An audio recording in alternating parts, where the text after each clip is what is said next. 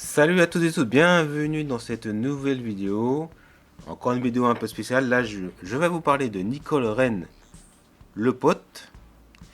Donc, calculatrice et astronome dans la période 1723-1788, effacée par l'un de ses associés des travaux dans lesquels elle a énormément et elle-même contribué à mettre le calcul pour, le retour de la comète de Halley.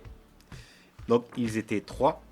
Le mathématicien Alexis Clairaut, donc Nicole Lorraine Lepote, et l'astronome Joseph Laplande.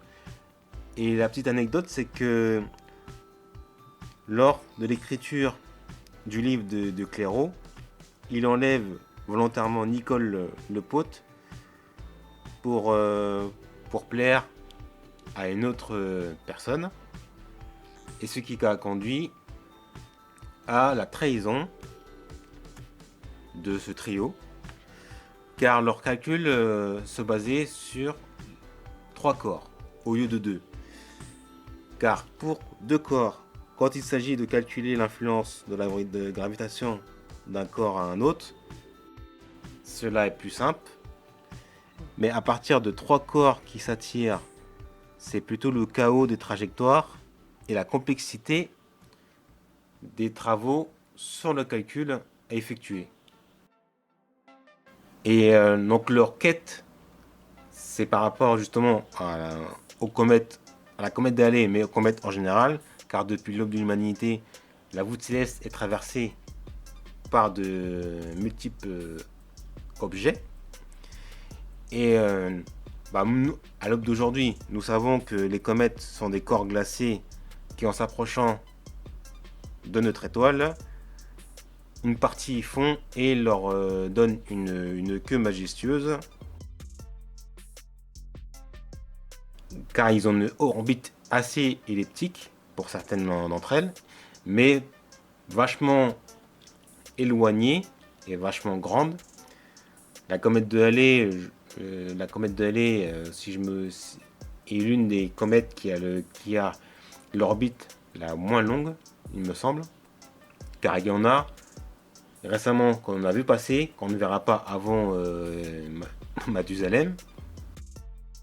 Le prochain passage est calculé pour 2061. Alors, pour la petite anecdote de leur histoire, après l'aventure de la comète, Nicole Rennes travaille avec Lalande sur des publications des connaissances des temps, et ça a été édité par l'Académie des sciences en destination des astronomes et des navigateurs. C'est une compilation annuelle de tables astronomiques, des événements éphémérides, et donnant aussi la position des planètes du système solaire. Et donc c'est Nicole Rennes Lepote qui bien sûr a géré tous les travaux de calcul, et la direction des travaux, c'est Lalande, comme on va dire comme directeur des opérations. Et Nicole Rennes par contre quitte ce poste en 1774, un pénible emploi, car ça a joué sur sa vue et elle a dû arrêter à cause de cela. C'est un grand classique de la physique. Avec 2 corps, une étoile et une planète par exemple, on sait trouver une solution analytique, c'est-à-dire que l'on trouve une formule exacte donnant la position précise de chaque corps à n'importe quel moment. Mais quand on ajoute une 3e étoile ou 3e planète, enfin en tout cas si nous rajoutons un objet, le système devient beaucoup plus chaotique, mais ça ne veut pas dire que ce n'est pas gérable. Ça joue énormément sur la complexité des calculs. Donc c'est un peu comme la météo sur la Terre, c'est un système hautement chaotique, car les conditions initiales du système demeurent imprévisibles sur le long terme.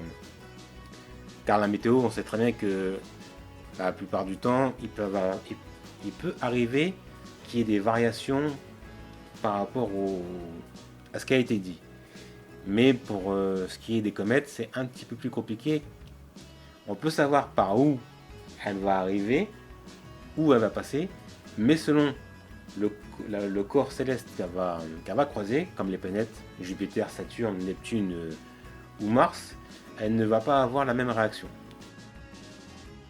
Donc je voulais faire un petit point là-dessus. J'ai trouvé ce petit sujet toujours sympathique et ça permet de remettre en avant, ou comme on dit, ça permet de mettre l'église au milieu du village pour certains ou certaines, surtout certaines scientifiques qui ont été oubliés de l'histoire. Et sur ce, n'oubliez pas d'observer la voûte céleste. Allez, ciao!